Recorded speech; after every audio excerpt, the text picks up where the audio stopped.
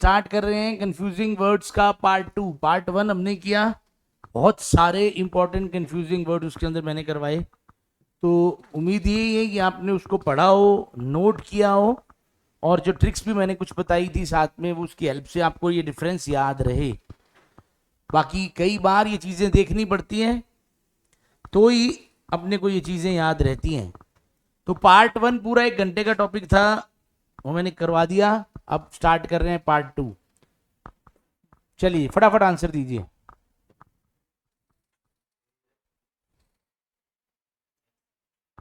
हाँ जी, चलिए very good. ठीक है, ए ही इसका आंसर है। तो दोनों का मीनिंग पता ही अपने को। एक्सेप्ट का मतलब स्वीकार करना, और इस एक्सेप्ट का मतलब क्या है? छोड़कर, के अलावा। इसका मतलब क्या होता है? के अलावा। और एक ऐसा वर्ड है उम्मीद रखना। ये भी लोगों को कई बार बड़ा क्या करता है, ठीक है ना। इन दोनों में तो लोग बड़ा ही कंफ्यूज रहते हैं।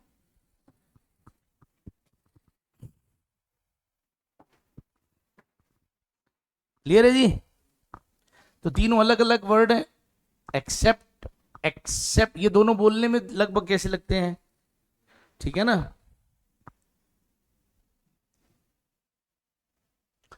ये चीज प्रेपोजिशन है। एक्सेप्ट क्या होता है? प्रेपोजिशन। ये क्या है? वर्ब। और एक्सपेक्ट भी क्या है? वर्ब। एक्सपेक्ट भी क्या है? वर्ब। बताइए जरा, इसके तरफ आपको ये ऑप्शन चूज करना है। ये जिसके डबल ऑप्शन हो वो समझ लेना डी उसमें नहीं है।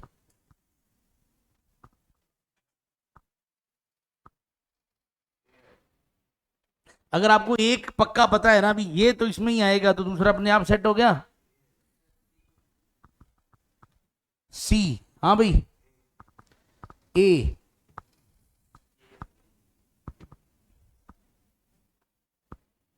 हाँ भाई, ए ही इसका सही आंसर है। ठीक है, ए ही इसका सही आंसर है, क्योंकि अपने को बी कौन सा था? A B. ए बी ही इसका सही आंसर है, क्योंकि यहां पे अपने को बियर लगाना ही पड़ेगा। ठीक है ना, यहां पे बियर लगाना पड़ेगा, यानी जो हाइकर था, हाइकर का मतलब जो चढ़ाई करते हैं, ठीक है ना, उसको सहनी पड़ेगी, उसको सहनी पड़ी pain of walking on the bare, यानी नंगा जिसको बोल देते हैं। ठीक है, जिसके ऊपर कोई कवर्ड ना हो, अनकवर्ड जिसको बोलते हैं, uncovered ground without any shoes. ठीक है, तो बेयर का मतलब जो चीज क्या हो, अनकवर्ड हो, एक्सपोज्ड हो। ठीक है ना, बेयर फीट कहते हैं। मंदिर में कैसे जाते हैं? Bare feet. बेयर फीट यानी नंगे पांव। समझ आ गई? तो दोनों के दोनों अलग अलग वर्ड्स हैं। बियर क्या चीज है? वर्ब। बेयर क्या है? ठीक है,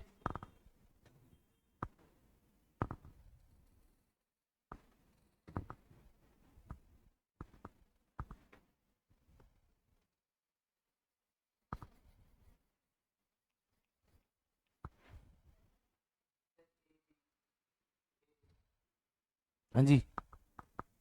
सी डी को तो छोड़ ही दो। बी ए। हाँ भाई,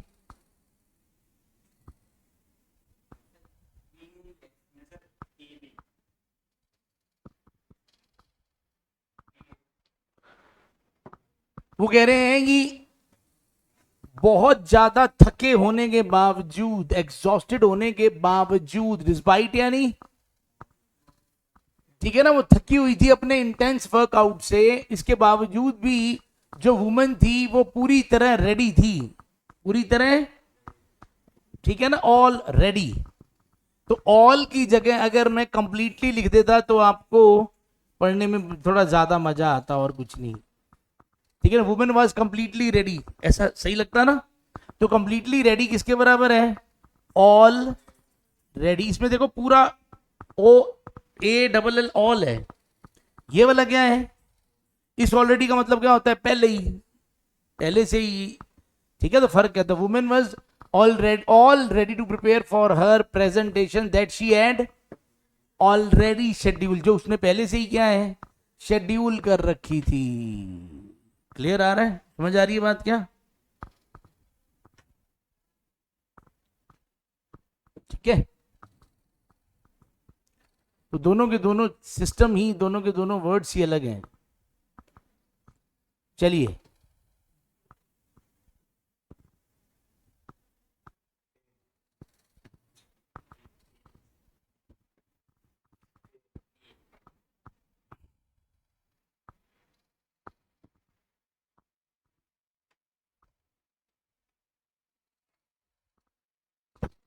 इसमें ना थोड़ी सी कमी है। यहां पे ना मुझे एक वर्ड लगाना है, मुझे यहाँ पे नाइस लिखना पड़ेगा। अब मैं,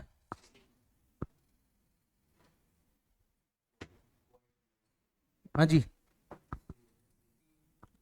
चलिए जी, गुड। ठीक है जी, तो यहाँ पे दरअसल हमें एक एडजेक्टिव चाहिए था। ठीक है, तो ये हमें रूल भी पता है कि ये जो चीज है, ये एक क्या है, इसका मतलब क्या होता है? क्विट क्या है? इसका मतलब क्या होता है? छोड़ना या पीछे हटना या हारना, हार मानना या पीछे हटना।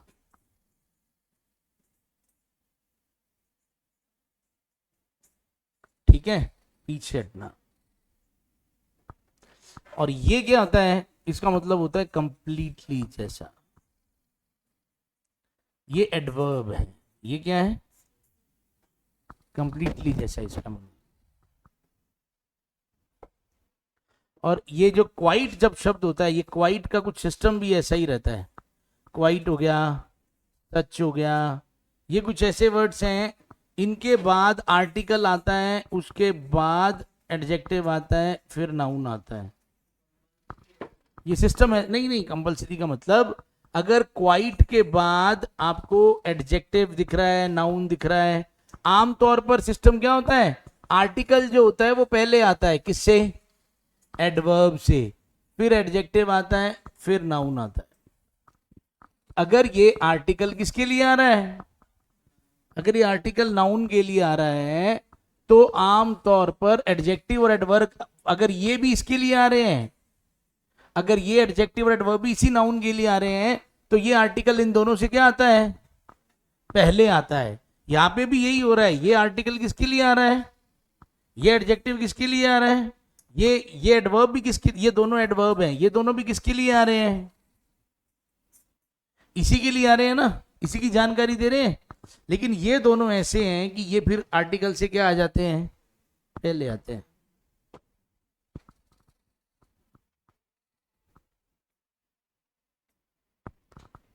चलिए, ये सीधा ही वर्ड्स आ गए, दो, इसमें क्वेश्चन नहीं आया। इवोक का मतलब क्या होता है? कुछ जनरेट करना।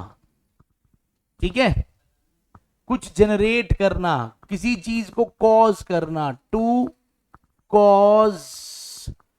ठीक है, यानी जनरेट करने जैसा है ये, टू जनरेट।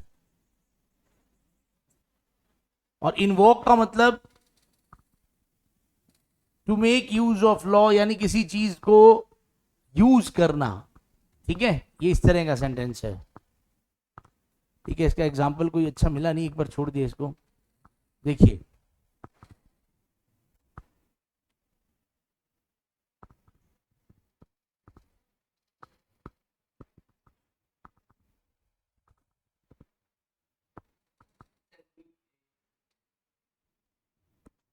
हाँ जी,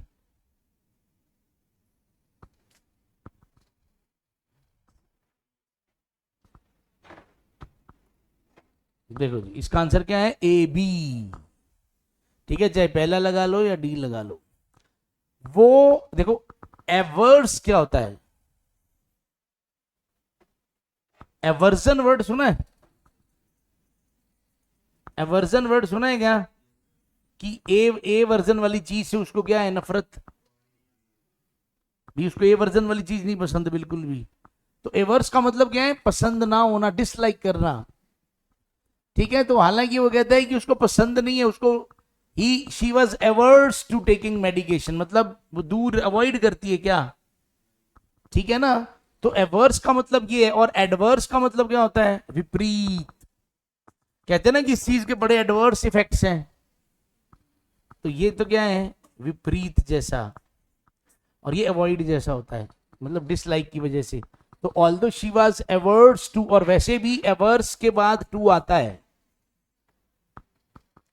एवर्स के बाद क्या आता है? टू आता है। Although she was averse to taking medication, she had no choice but to take it, पर उसको लेनी पड़ी due to the dash effects of her illness, क्योंकि उसकी इलनेस के बहुत बुरे प्रभाव पड़ रहे थे, वो दवाई नहीं लेगी तो और खराब हो जाएगी। ठीक है।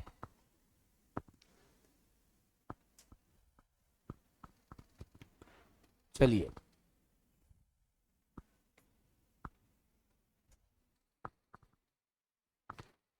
ये तो आना ही चाहिए कम से कम।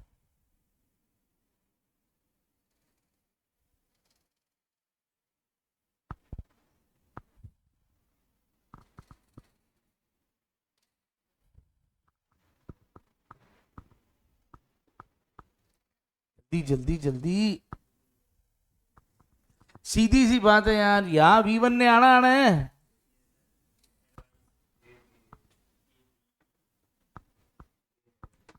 यहां पे भी क्या आएगा? ठीक है, ये एडजेक्टिव है, यहां पे क्या आना है? एक, बस फिर सोचो है, तो फिर पहले क्यों नहीं सोचा? क्वेश्चन को करना अलग चीज है, पढ़ना, उसके अंदर थोड़ा सा शुरू तो करो। ये जो कंडीशनल वाला टॉपिक अपन ने फिनिश किया है ना, ये हमें यही सिखाता है अभी, एक बार क्वेश्चन को देख के डरना नहीं, एक बार क्या करो, थोड़ा शुरू तो करो उसको, पहले थोड़ा पहचानो तो सही, कहां खड़े हम हैं कहां।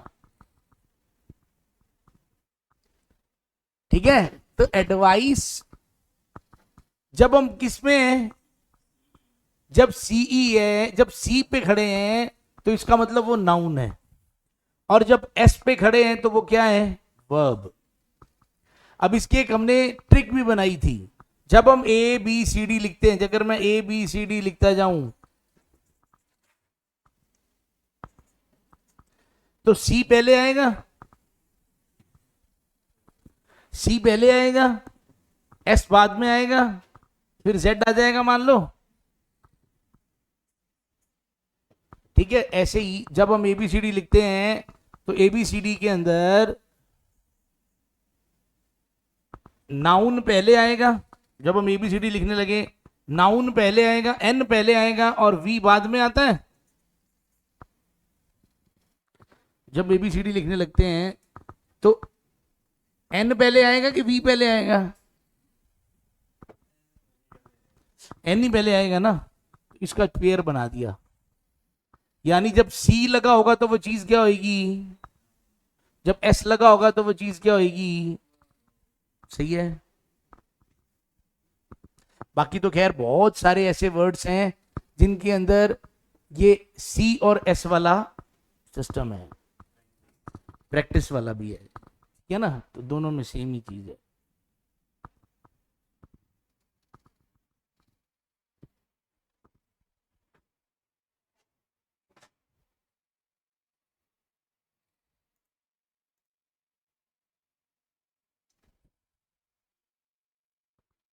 हाँ जी,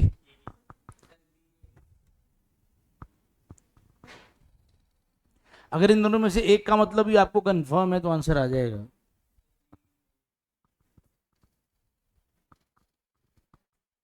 देखो, यहां पे हमें क्या चाहिए? डिस्पाइट हर डैश। अब ये ऑफ बड़ी हेल्प करेगा, नाउन तो खैर दोनों में ही चाहिए। ION पे खत्म हो रहे हैं, दोनों ही नाउन ही है। Despite her dash of indifference towards him, he could not deny the dash he felt for her. He could not deny the dash he felt for her, causing a tumultuous emotional struggle within him. Indifference क्या होता है? Indifference क्या होता है? कोई फर्क ना पड़ना। Indifference क्या होता है? Lack of emotions. वो कहता है कि इसके बावजूद कि वो कोई इमोशन नहीं रखती, लेकिन वो इस बात से मुकर नहीं सकता कि वो उसके लिए बहुत फील करता है, वो उसके लिए बहुत फील करता है। ठीक है, तो एक चीज यहां क्लियर हो रही है कि यहां पे ये जो इधर क्या, तो देखो पहले मीनिंग देखो। अफेक्टेशन का मतलब क्या होता है? दिखावा।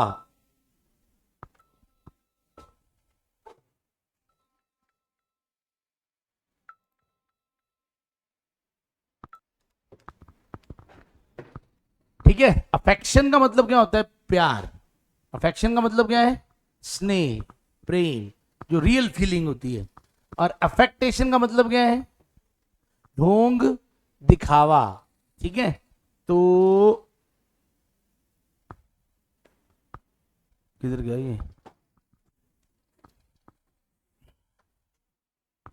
देखिए, so despite her dash of indifference, यानी वो दिखावा कर रही है।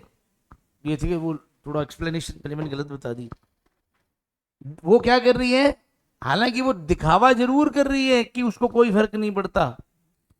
ठीक है, हालांकि वो दिखावा कर, डिस्पाइट हर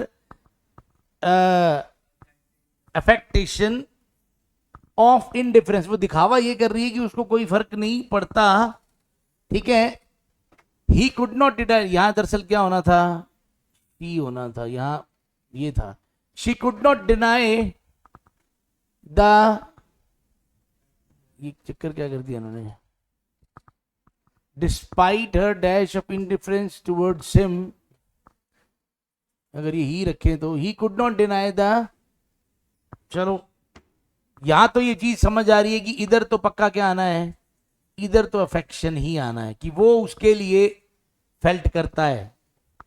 यानी आप ये कह सकते हैं कि वो ढोंग कर रही है, फिर भी वो उसके लिए करता है। ठीक है ना? चलिए, बात समझ आ रही है। तो यहां ढोंग आ रहा है कि वो ढोंग कर रही है इंडिफरेंस का उसके लिए, फिर भी वो उसके लिए फील। पर हालांकि सेंटेंस में चेंज होना था, ये सेंटेंस सही नहीं बन पाया। कोई बात नहीं, बात समझ आ गई ना अपने को?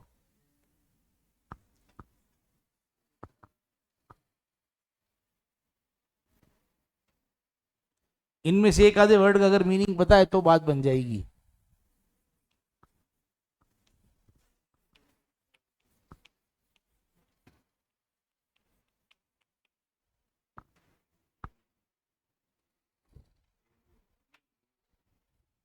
देखो,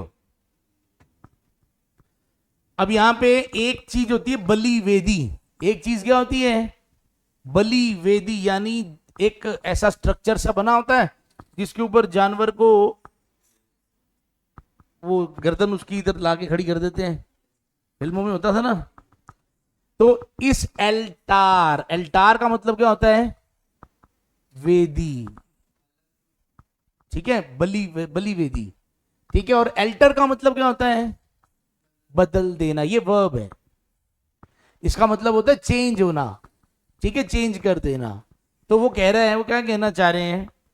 वो ये कहना चाह रहे हैं कि she stood before the dash, वो कहां खड़ी है? एक बलि, मान लो फॉर एग्जाम्पल वो हो सकता है कि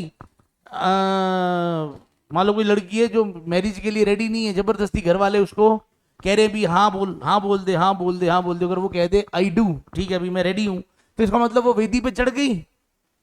इसका मतलब वो बलि वेदी पे चढ़ गई। तो वो कह रही है कि she stood before the dash knowing that, अगर उसने कह दिया I do, her life would alter, उसकी लाइफ क्या हो जाएगी? बदल जाएगी, इस तरह से कि वो भी उसके बाद समझ नहीं पाएगी। समझ आ रही है? तो एल्टार, एल्टार को याद रखने का तरीका क्या है बता देता हूं, चलो। देखो इमेजिन करो भी, एक ऐसी जगह है जहां पे अगर किसी इंसान को बलि चढ़ानी है ना, तो पहले बलि जो वो जगह है ना, उसके तरफ, उसके चारों तरफ पहले क्या लपेटनी पड़ती है? तार। उसके चारों तरफ पहले क्या लपेटनी पड़ती है? तार। तो मान लो अब सब लोग ही तार लेके खड़े हैं लाइन में, इधर बकरा है, इधर तार है। तो अब पहले एक बंदा पूरी तार लगाएगा, उसका बकरा कटा जाएगा, फिर वो हटा देंगे वो अपनी तार तूर। हाँ, तो इमेजिन करो आप बकरा लेके, आप लेके गए तो आपकी तार थोड़ी कम रहेगी, तो थोड़ी सी तार साइड वाले ने दे दी, तो थोड़ी सी तार उसने लगाने के बाद वो आगे आ गया। आपने कहा भैया ऐसे कैसे? कहता तार तो मेरी सी पूरी हुई है। कहता सारी तार मेरी है, तेरी थोड़ी सी लगा ली तो तू आगे आ जाएगा। तो आपने क्या कहा? ऑल, सारी तार तो मेरी है, तेरी थोड़ी सी लगा ली तो क्या हो गया? तो पहले बलि वेदी पे कौन आएगा, इसका मतलब पहले मेरा ही बकरा चढ़ेगा। तो ऑल तार, सारी तार तो किसकी है? मेरी। याद रह जाएगा। बलि के बकरे का मतलब क्या होता है? स्केप गॉड, वो अलग होता है। ठीक है ना? बलि का बकरा कौन सा होता है?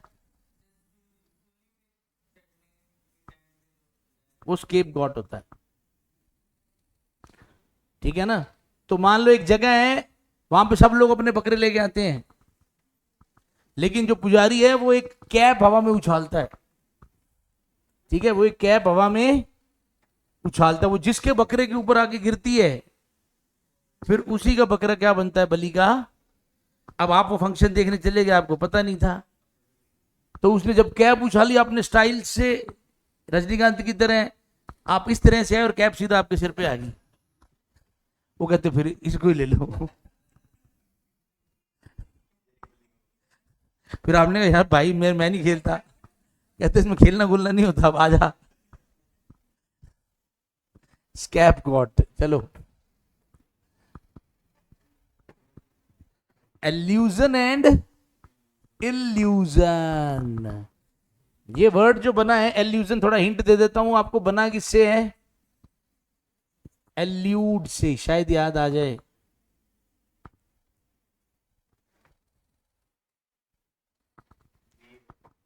हाँ जी, क्योंकि अगर इन दोनों में से एक का भी मतलब आता है आपको तो बात बन जाएगी।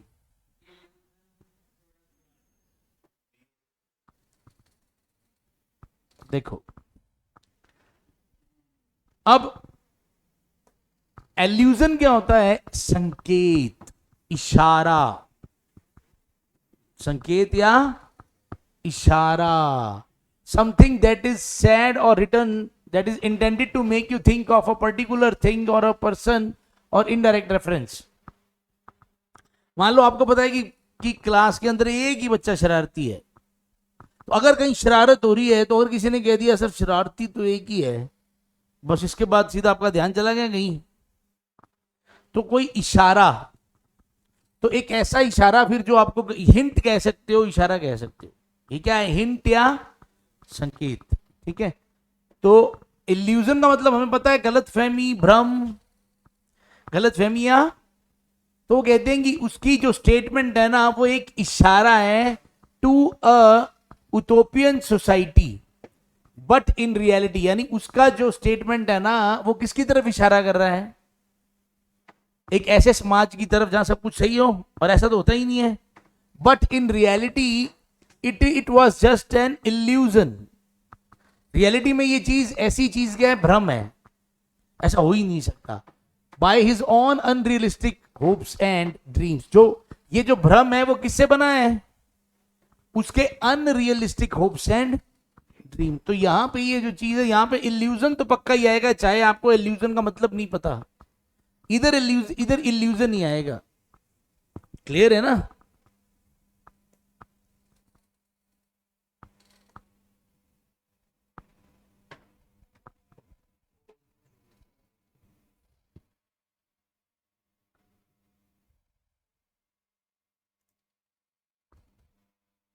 बताओ बताओ बताओ।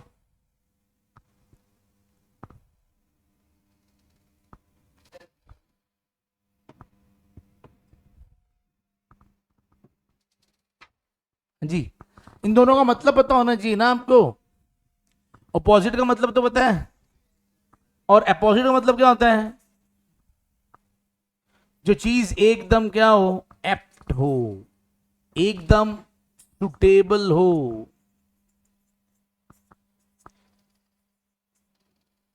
यानी जो चीज एकदम फिट बैठ रही हो, उसको क्या कहते हैं?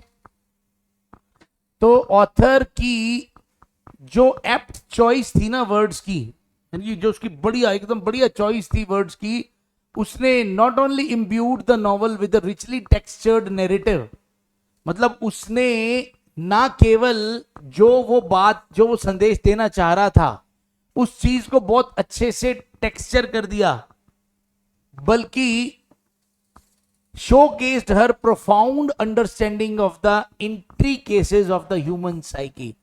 प्लस उसकी जो प्रोफाउंड अंडरस्टैंडिंग थी, जो कॉम्प्लेक्स ह्यूमन साइकोलॉजी होती है ना, उसके अंदर उसकी कितनी नॉलेज थी, इसको भी शो कर दिया। यानी उसने ऐसी लैंग्वेज यूज की जिससे मतलब एक तो डेकोरेटेड हो गया प्रोग्राम, सारा लैंग्वेज डेकोरेटेड हो गई, और उसकी नॉलेज का भी पता लग गया। क्लियर है ये बात? तो यहां पे हमें क्या वर्ड चाहिए? एपोजिट, यानी जो चीज एकदम क्या हो, ठीक है ना, उपयुक्त हो, सटीक हो।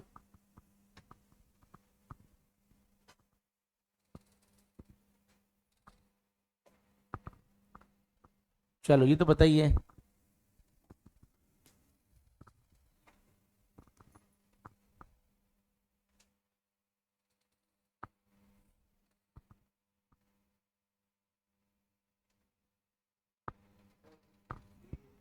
एक चीज अगर आपको कंफर्म है तो बात हो जाएगी।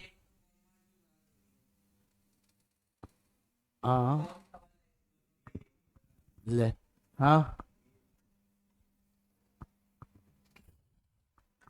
जो ये वाला कॉमा होता है वो कौन सा होता है, और वो कौन सा होता है? अब वो क्या कहना चाह रहा है? The absence of a comma. अगर कॉमा की मिस्टेक हो, अगर कॉमा ना लगा हो किसी लीगल कॉन्ट्रैक्ट के अंदर, तो कंफ्यूजन हो सकती है। समझ आई? ठीक है। तो और वो कंपनी को किस में ले जा सकती है? फाइनेंशियल कॉमा में, यानी वो कंपनी एक तरीके के लिए सो जाएगी फिर अगर कहानी गलत होगी तो। ठीक है ना? तो जो असली कॉमा है उसमें एम कितने होते हैं? दो। ठीक है, तो याद रखो।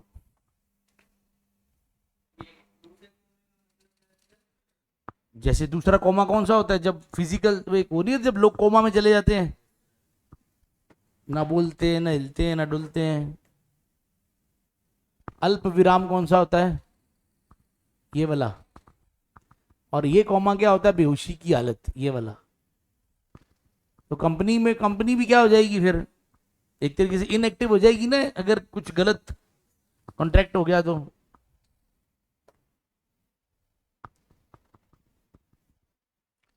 इनमें बहुत थोड़ा सा ही फर्क है,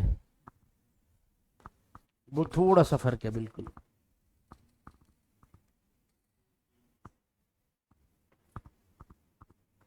हम्म।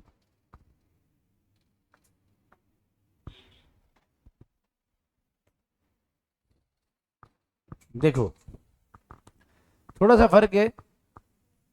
कॉर्पोरल, कॉर्पोरल का एक मतलब तो क्या होता है? सेना का छोटा अधिकारी, a person of low rank in army और द एयरफोर्स। और कॉर्पोरल का एक मतलब क्या होता है? शारीरिक या देह संबंधी। ठीक है। और कॉर्पोरियल का भी एक मतलब क्या है? जो चीज वैसे आप कह सकते हो कि शारीरिक है, फिजिकल मटेरियल, फिजिकल से यानी मटेरियलिस्टिक कोई चीज है, वो उसका अध्यात्म से कोई लेना देना नहीं है, या कोई ऐसी चीज जिसको अपने टच कर सकते हैं, फिजिकल है, तो ये है। और इसका मतलब क्या है? Relating to the body. तो ये मतलब अब जहां हमें सेना का अधिकारी चाहिए वहां हमें कौन सा शब्द चाहिए? Corporal, corporal. ठीक है। The artist use of vivid colours and detailed brush strokes imbued the painting with the dash quality, causing the viewer to feel as though they could reach out and touch the dash forms depicted on the canvas. तो अब यहां वो कह रहे हैं कि इतना ज्यादा बढ़िया था सिस्टम इसका उसका कि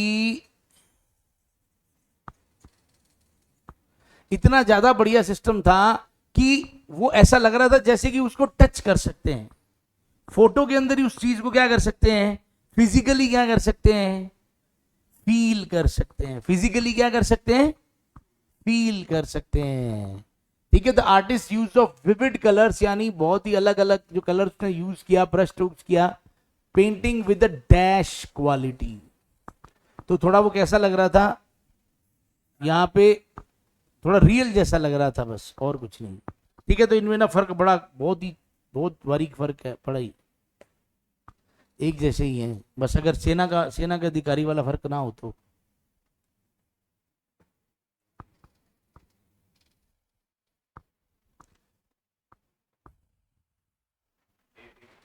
हाँ जी। अब इसके अंदर हमें मेन डिफरेंस किससे पता लगता है, DEI से। DEI एक रूट वर्ड है किसके लिए, गॉड के लिए। The charismatic leader's ability to dash conventional wisdom and inside change was so great that his followers began to dash him, regarding him as a near messianic figure. तो वो उसको पूजने ही लग गए। डिफाई का मतलब क्या होता है, इस डिफाई का मतलब क्या है, पूजा करना। तो वो तो उसको पूजा ही करने लग गए। और इस डिफाई का मतलब क्या होता है, विरोध करना किसी चीज का। तो जो उसकी करिश्मेटिक का मतलब क्या था, एक जादुई, एक इतनी जबरदस्त उसकी एबिलिटी थी कि डिफाई करने की कन्वेंशनल विजडम को एंड इनसाइड चेंज। ठीक है। यानी जो पहले जो पुरानी लोगों की जो समझ थी ना, पुराने जो विचार थे, वो उसका विरोध करता था, या उसकी एबिलिटी थी उनको विरोध करने की। और वो इनसाइट यानी उकसाता था लोगों को चेंज के लिए। तो वो इतना, वो जो उसकी पर्सनल एबिलिटी थी वो इतनी ज्यादा अच्छी थी कि उसके फॉलोवर्स उसको क्या करने लग गए, पूजने ही लग गए।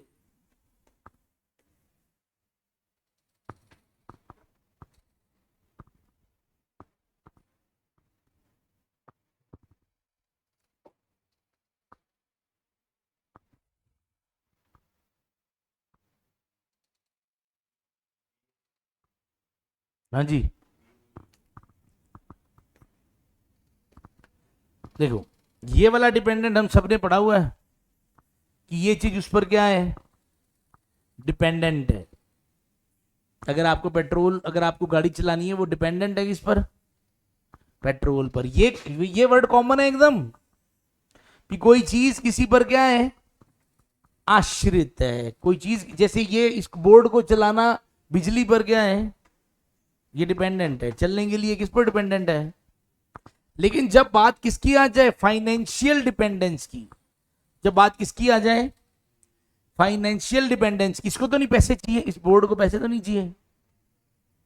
तो जब बात किसकी आती है, फाइनेंशियल सपोर्ट की, डिपेंडेंस की बात आती है, तो हमें क्या चाहिए, ANT वाला। तो जब भी आप पैसे मांगते हो तो क्या पड़ती है, डांट। और मजबूरी, आप पैसों के लिए डिपेंडेंट भी हो, पर जब भी पैसे मांगते हो क्या पड़ती है, डांट। ठीक है। इसको याद रखा जा सकता है। तो after the sudden death of her husband she found herself dependent. वो डिपेंडेंट हो गई किसके ऊपर, अपने यंग चिल्ड्रन के ऊपर। Who became her sole dependents. ठीक है। On relying on her for emotional support and stability during the difficult time.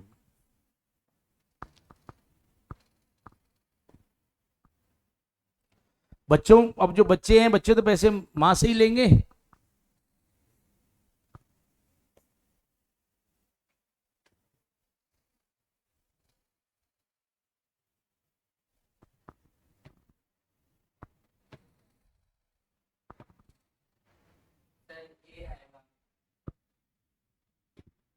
मतलब समझ आ गया दोनों का?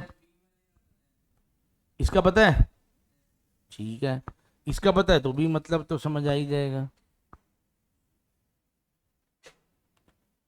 देखो जी, अब एप्रिशिएट का उल्टा होता है डेप्रिशिएट। डेप्रिशिएट किसका मतलब, डेप्रिशिएट किसका उल्टा है?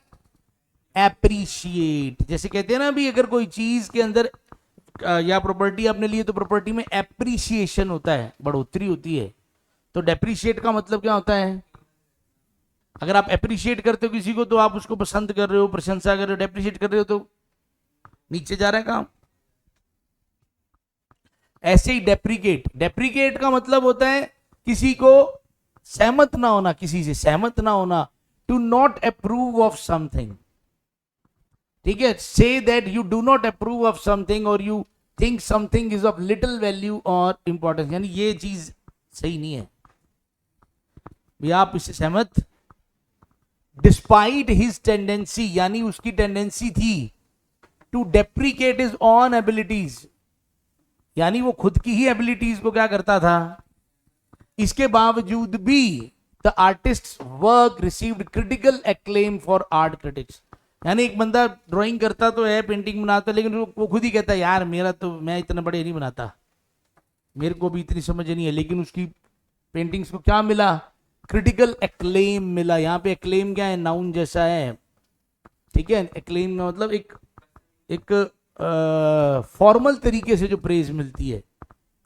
ठीक है ना, किससे मिली? आर्ट क्रिटिक्स से, who praised his unique style and masterful technique. Clear है? तो डेप्रिकेट अलग वर्ड है, डेप्रिशिएट अलग वर्ड। ये डेप्रिसिएशन से बना है, ठीक है ना, डेप्रिसिएशन से भी बना है। कीमत घटती जाती है ना धीरे धीरे।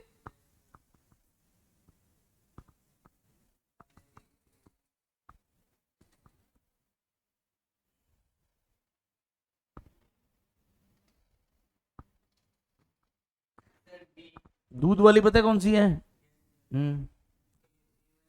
हाँ, और लिख। ठीक है जी।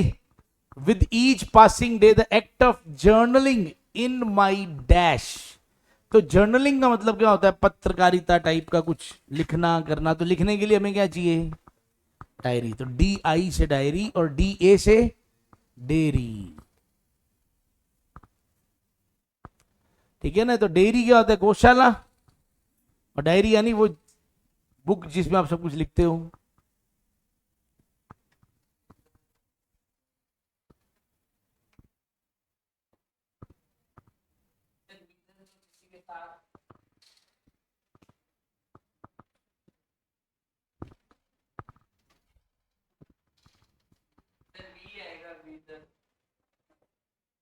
देखो क्या मीनिंग क्या है इसका, पहले देखो।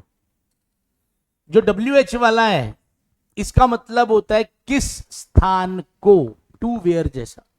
टू वेयर लिखने की बजाय आप क्या लिख सकते हो? ठीक है, और ये वर्ब होती है WI वाली।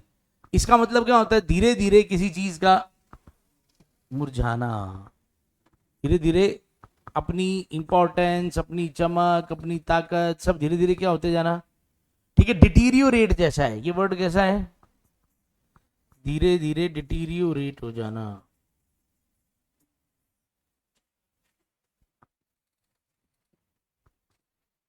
ठीक है जी, ये विदर है और ये, अब देखो बोलने में थोड़ा थोड़ा एक जैसा ही है। वो कहता है in the midst of a global pandemic. तो मिडस्ट का मतलब के बीच, जो ग्लोबल समस्या आई हुई है उसके बीच बहुत सारे लोग जो हैं आर लेफ्ट वंडरिंग, यानी वो ये सोच रहे हैं whether the future of the world economy, यानी कहां जा रहा है, कहां जा रहा है जो फ्यूचर है वर्ल्ड की इकोनॉमी का, कहां जा रहा है। यानी इतनी मंदी आई पड़ी है तो फ्यूचर कहां जा रहा है। एज क्योंकि the impact of lockdowns and travel restrictions continue to be felt world wide. ये पुराना क्वेश्चन हो गया थोड़ा, कि जो इम्पैक्ट है लॉकडाउन्स का या ट्रेवल रेस्ट्रिक्शंस का वो अब सब जगह महसूस हो रहा है।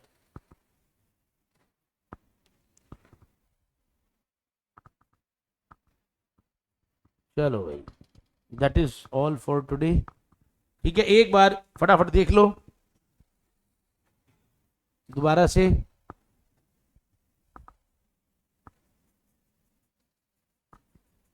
सारे वर्ड मीनिंग एक बार अपने देख लेते हैं दोबारा से।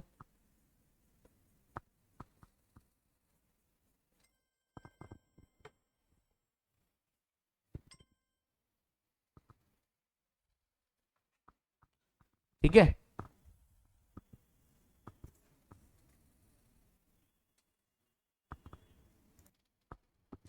चलिए तो दोबारा से फटाफट एक बार देख रहे हैं इसको। अब ये समझ आ रहा है अपने को, इजी था ये तो, एकदम इजी था ये वाला। उसके बाद ये समझ आ गया बेयर का मतलब अनकवर्ड वाला। देन ऑल रेडी का मतलब कंप्लीटली, ये कंप्लीटली रेडी और ये पहले से। ठीक है, क्वाइट का मतलब शांत, क्विट का मतलब छोड़ना, क्वाइट का मतलब कंप्लीटली।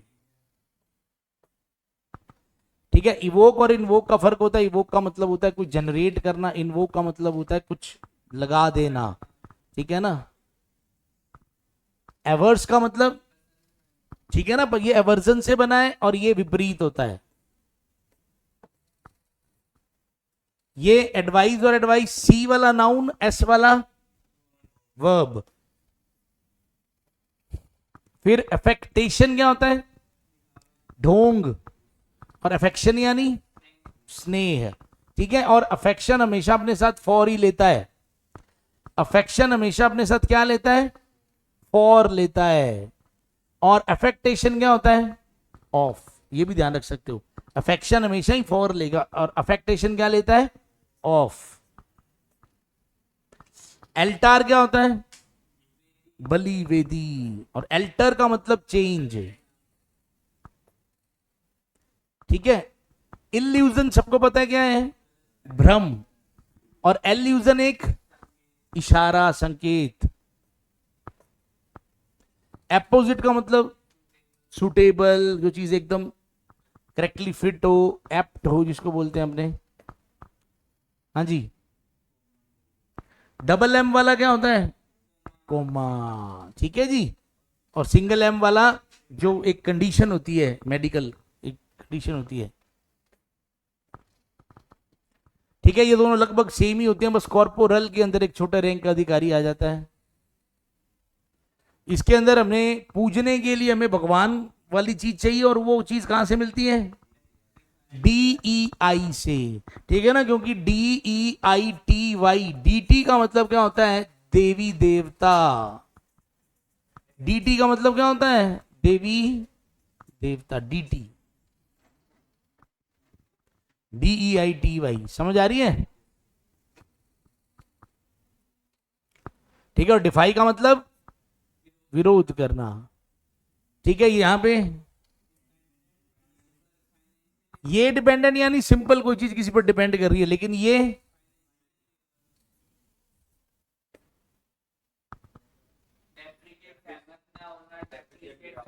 गिरावट। ठीक है ना, इसका मतलब सहमत ना होना है, इसका मतलब क्या है, किसी चीज की, किसी चीज को नीचा दिखाना, ये सही नहीं है। ठीक है, डेयरी डायरी का पता है। ठीक है, गाय वाली कौन सी है, ए वाली। ठीक है ना, दूध वाली ये है। हाँ, ये अच्छा था। इनमें से वर्ब कौन सी है, ये वाली। विदर क्या है, वर्ब, धीरे धीरे डिटीरियोरेट हो जाना, कमजोर होते जाना। और ये क्या है, ठीक है ना, टू वेयर या where to go, where to go जैसा ही। चलिए।